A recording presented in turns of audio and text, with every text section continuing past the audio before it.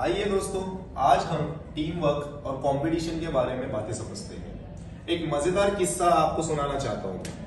एक बात की बात है, एक टाइम में खरगोश और कछुए के बीच में रेस लगती है।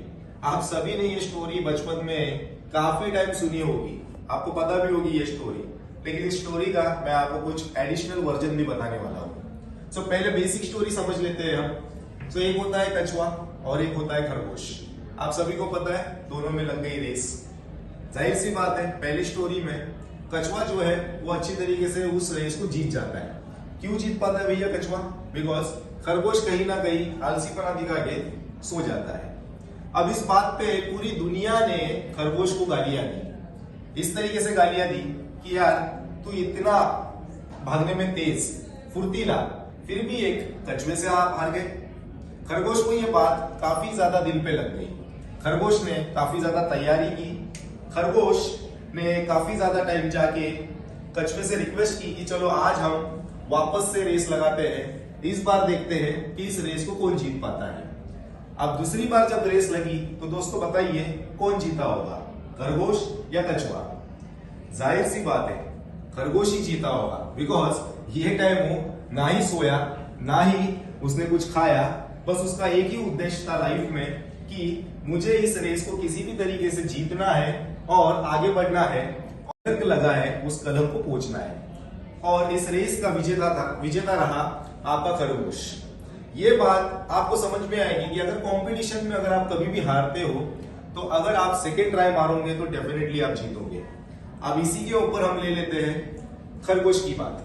खरगोश ने काफी चतुराई दिखाई। उसे पता चला कि मैंने अब कछुए को हरा दिया है और जो भी पास में जो बातें होती थी अब ये बातें बंद हो जाएगी। इसी बात को कछुए ने काफी ज्यादा सीरियसली लिया। अब कछुए को पता था कि नेक्स्ट टाइम जब भी मैं रेस लगाऊंगा खरगोश कभी भी सोने वाला नहीं है। इसके सामने एक बहुत ही बड़ी समस्या उत्पन्न हुई। हम भी जीवन में क्या करते हैं, जैसे ही समस्या उत्पन्न होती है डरना शुरू कर देते हैं। पर आपको पता है जो कछुआ था उसने बिल्कुल भी डरने वाली बात नहीं सोची। उसने यही सोचा कि इस समस्या के ऊपर मैं किस तरीके से हल निकालूंगा, और उसने शुरुआत की। पहले उसने समस्या को समझा। समस्या को समझने के बाद उस समस्या के ऊपर कितने मार्ग निकल सकते हैं वो उसने ढूंढना शुरू कर दिए। अब उसके पास एक प्रॉपर स्ट्रेटजी थी, अब उसके पास एक प्रॉपर प्लानिंग थी। उस प्लानिंग के साथ जब कछुए ने तीसरी बार खरगोश को चैलेंज किया कि चलो आइए अब रेस हम लगाते हैं, खरगोश के चेहरे पे एक प्यारी सी मुस्कुराहट थी कि ये वापस से आ गया मेरे साथ रेस लगाने के लिए। बट खरगोश को ये पता नहीं था कि कछुआ पूरी तरीके से प्लानिंग करके आया हुआ है। अब दोस्तों बताइए तीसरी बार जब रेस लगी होगी तो कौन जीता होगा? क्या लगता है आपको कौन जीता होगा? आप सभी लोगों का जवाब होगा कि खरगोश ही जीता होगा सर। क्यों? क्योंकि खरगोश अब तो सोने वाला भी नहीं है, कुछ खाने वाला भी नहीं है। जाहिर सी बात है वो तेज भागेगा, कछुए से तो तेज ही है वो। बट दोस्तों इस बार कछुआ जीता। आपको पता है कैसे?